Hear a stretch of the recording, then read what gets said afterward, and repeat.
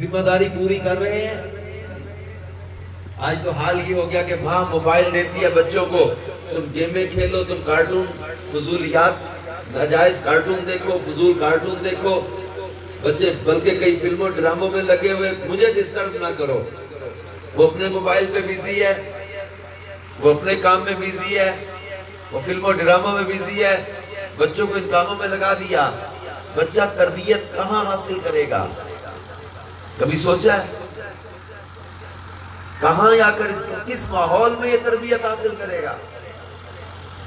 کیا یہ کارٹون اس کو اچھے اخلاق سکھائیں گے؟ یا فلمیں ڈرامے اس کے اخلاق کو سنواریں گے؟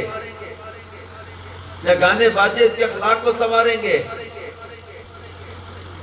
ایک گناہوں بھرے چینل ہمارے بچوں کے اخلاق کو درست کریں گے؟ کبھی غور کیا کہ ان بچوں کی تربیت کا کیا بنے گا؟ ہم کہتے ہیں بچہ بڑا ہو کے سمجھ جائے گا، کہاں سمجھے گا، کہاں سیکھے گا، کہاں اس کو تربیت ملے گی؟ کوئی ہم نے اس کا ماحول بنایا ہے؟ کوئی اس کی فکر کی ہے؟ آج شکوہ تو ہے کہ اولادیں نافرمان ہو گئی، لیکن کبھی ہم نے غور کیا کہ ہم نے اولاد کی تربیت کا، تعلیم کا، ان کی اسلامی تعلیمات کے سائے میں تربیت کا ہم نے انتظام کیا کیا؟ ہم اگنور کر رہے ہوتے ہیں کہ بچہ ہے، بڑا ہو کے سمجھ جائے گا۔ بچہ ہے، اس کے ذات شعور میں بہت ساری چیزیں بیٹھ رہی ہوتی ہیں، جیسے جیسے یہ بڑا ہوگا یہ تحت شعور میں باتیں آئیں گی۔ اگر اس کے ذات شعور میں گانے، فلمیں، گندے مناظر، یہ چیزیں بیٹھی ہوئی ہوں گی، جیسے جیسے یہ بڑا ہوگا تحت شعور میں یہ باتیں آئیں گی، اس کا شعور بیدار ہوگا تو یہ گندی چیزیں اس کی شہوت کو اباریں گی۔ اور شروع سے ہی اس کے سوچوں میں اگر مدینہ بیٹھ گیا نا، تو جیسے جیسے بڑا ہوگا انشاءاللہ مدینے کا پیار بڑھتا چلا جائے گا۔ نرم کومپل جب ہوتی ہے نا یہ پودے کی، اس کو جدھر موڑنا چاہو موڑ لو۔ کہ انہیں دیواروں پہ بیل چڑھائی ہوتی ہے گھر کے باہر، کہ پودے اپنی مرضی کے کسی طرف جھکا لیتے ہیں، کہ موڑ لیتے ہیں، وہ سیدھا کرتے ہیں، وہ رسی یا سریا باندھ کے سیدھا لے جاتے ہیں پودے کو، کوئی موڑتے ہیں رسی باندھ کے۔ نرم جب یہ کومپل ہوتی ہے نا، جدھر رخ موڑ دو ادھر کو اس کا جو ہے وہ رخ بن جاتا ہے۔ جب یہ تناور درخت بن جاتا ہے، اب موڑنا چاہو گے تو توڑ دو گے۔ یہی مثال ہمارے بزرگ دے کے بتاتے ہیں کہ بچوں کی سوچیں نرم کومپلوں کی طرح ہوتی ہیں۔ شروع میں اگر کسی طرح رخ ہو گیا نا تو ادھر کوئی تنا مضبوط ہو جائے گا، اور اس کا رخ اگر شروع سے ہی مدینے کی طرف کر دیا جائے تو جیسے جیسے بڑا ہوگا اس کا عشق رسول بڑھتا چلا جائے گا۔ تربیت ضروری ہے، اگنور نہیں بچوں کو کیا جا سکتا۔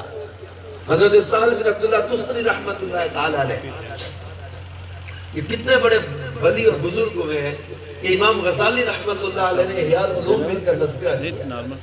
امام غزالی جن سے متاثر آپ خود غور کر سکتے ہیں، امام غزالی جیسے مفکر، امام غزالی جیسے دانا، امام غزالی جیسے دانشور، امام غزالی جیسے بلند پایا مرتبے کے بزرگ اگر حضرت سہل بن عبداللہ تستری سے متاثر ہیں تو وہ کتنے بڑے بزرگ ہوں گے۔ امام غزالی کے بارے میں اپنے ایک امریکن فلسفر نے لکھا تھا، I don't know about Islam but I'm impressed that Ghazali is Muslim۔ وہ کہتے ہیں میں اسلام کے بارے میں جانتا تو کچھ نہیں ہوں، مگر اس بات سے متاثر ہوں کہ غزالی مسلمان ہے۔ امام غزالی نے حضرت سہل بن عبداللہ تستری کا واقعہ لکھا ہے۔ حضرت سہل کہتے ہیں میں 3 سال کی عمر کا تھا، میں رات میں اپنے ماموں جان کو اٹھ کے نماز پڑھتا دیکھتا تھا۔ میرے ماموں جان نے مجھے کہا بیٹا سہل، کیا تو اس اللہ کو یاد نہیں کرتا جس نے تجھے پیدا کیا ہے؟ 3 سال کے بچے کے ساتھ گفتگو دیکھیں ہو رہی ہے۔ تو انہوں نے پوچھا ماموں جان میں کیسے یاد کروں اپنے اللہ کو؟ اب ماموں جان نے کہا بیٹا رات کو زبان ہلائے بغیر دل میں 3 مرتبہ یہ کلمات کہنے ہیں۔ کیا؟ اللہ معی، اللہ ناظر الیہ، اللہ شاہدی۔ اللہ معی، اللہ میرے ساتھ ہے، اللہ ناظر الیہ، اللہ مجھے دیکھتا ہے، اللہ شاہدی، اللہ میرا گواہ ہے۔ کچھ دن پڑھایا، کہا بیٹا کیسا لگا؟ اور مجھے اچھا لگا۔ تو میں 5 بار پڑھوں، پھر 7 بار، پھر 11 بار۔ یہ تصور جم رہا ہے کہ اللہ میرے ساتھ ہے، اللہ مجھے دیکھتا ہے، اللہ میرا گواہ ہے۔ یہ 3 سال کے بچے کی سوچ یہ بنائی گئی ہے۔ جب 1 سال فرماتے میں یہ پڑھتا رہا، میں اس کی لذت محسوس کرتا تھا۔ 4 سال کی عمر ہو گئی، ماموں جان نے پوچھا بیٹا پڑھتے ہو؟ جی ماموں جان پڑھتا ہو۔ کیسا لگتا ہے؟ کہ ماموں جان بہت اچھا لگتا ہے۔ پھر میرے ماموں جان نے کہا بیٹا سہل یہ کلمات قبر میں جانے تک کبھی چھوڑنا نہ، یہ تمہیں دنیا اور آخرت میں کام دیں گے۔ میں یہ پڑھتا رہا۔ پھر میرے ماموں جان نے پوچھا بیٹا سہل ایک بات تو بتا۔ جی ماموں جان۔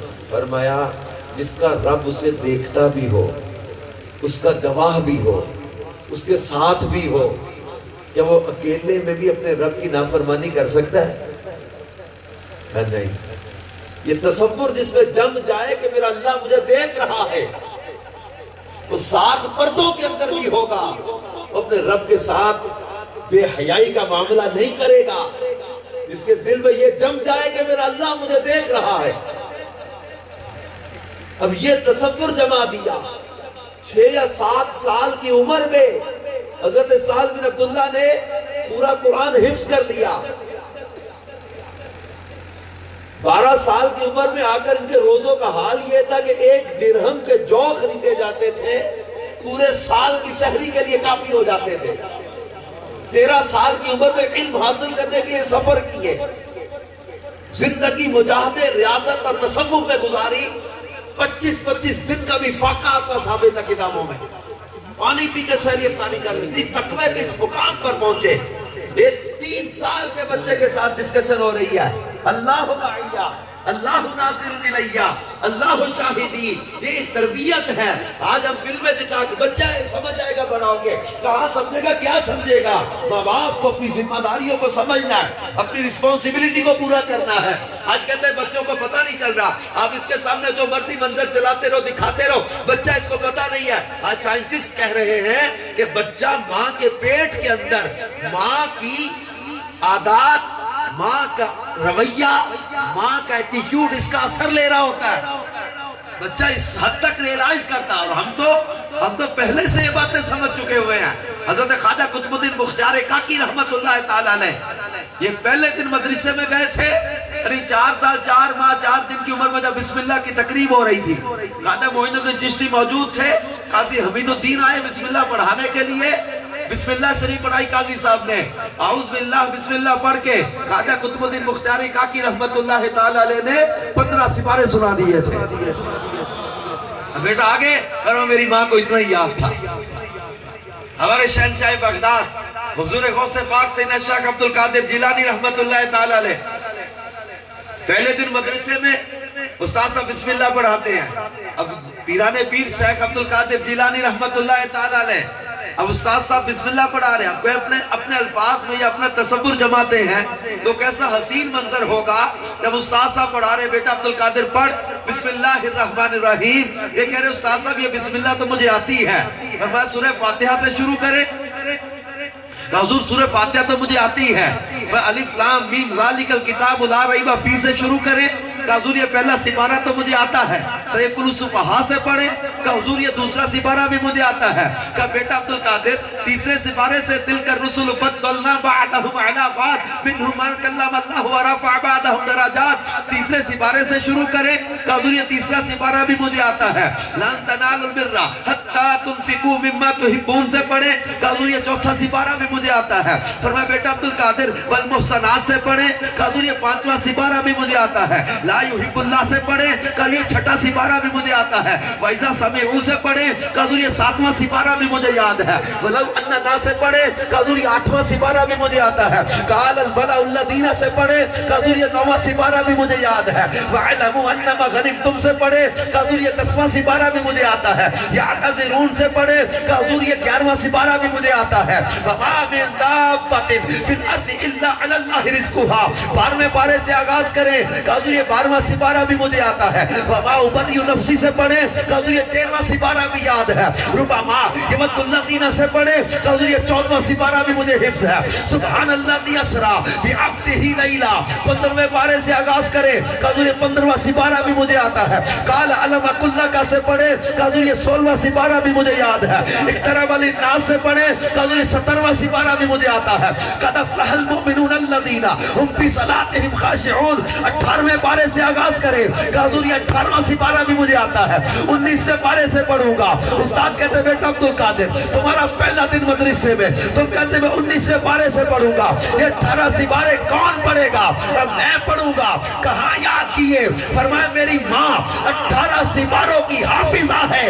میں ماں کے بطن اور گود میں ماں کی تلاوت کو سن کے 18 سپارے یاد کر کے آ گیا ہوں. نعرہ تکبیر, نعرہ رسالت, نعرہ رسالت, نعرہ رسالت, نعرہ غوثیہ, نعرہ غوثیہ. ماں کی تلاوت کا اثر اترتا ہے اولاد میں. اولادوں سے تو شکوہ ہم کرتے ہیں کہ کبھی اپنے انداز پر غور کیا ہے. جب ماں ساری رات تلاوت کرے تو بیٹا بھی عبدالقادر جیلانی ہوتا ہے.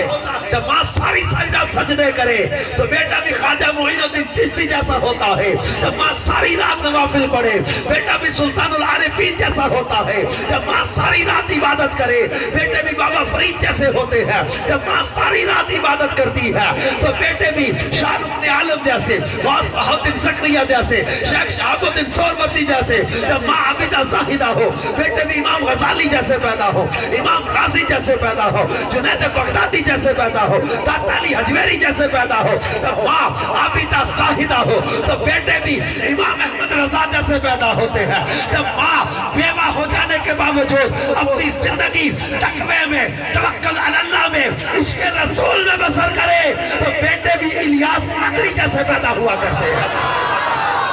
ماں باپ کی عبادت اور تقوی کا اثر اولادوں میں اترتا ہے. اپنے گھر کے ماحول کو ریچیک کیجئے. فلموں اور ڈراموں سے, گانے باجے سے اپنے گھر کو پاک کریں. یا مدنی چینل چلائیں. مدنی چینل پہ ہم بچوں کی نشریات الگ سے لا رہے ہیں. اب کہتے ہیں بچوں کو ہمیں کیا وہ انگیج کرنا ہے. We have to entertain our children. کیا ہم انٹرٹین کرنا چاہتے ہیں تو ہم لا رہے ہیں مدنی چینل پر. اپنی پوری کوشش ہے ہماری کہ ہم بڑوں کو, بچوں کو, سب کو انٹرٹین کر سکیں, سب کو انگیج کر سکیں, سب کو ایک اچھے انداز میں. تو یہ ان کے ساتھ بچوں کی نشریات میں, بچوں کو دلچسپی والے ماحول میں. لیکن ان کو ہم نے وہ فضولیات نہیں سکھانی.